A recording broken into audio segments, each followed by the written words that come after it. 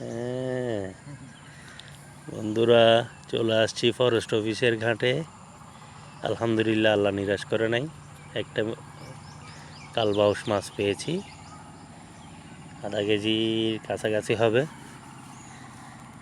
আর আমার সাথে আছে সাদেক, আমার ছোট ভাই সাদেক।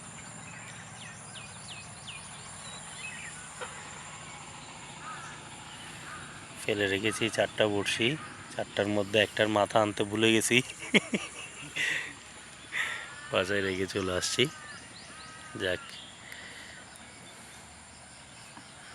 এটা হচ্ছে বৌদ্ধ মন্দির ঘাট। এই আমি 4টা বড়শি ফেলেছি, সেট আপ এখানে আছে।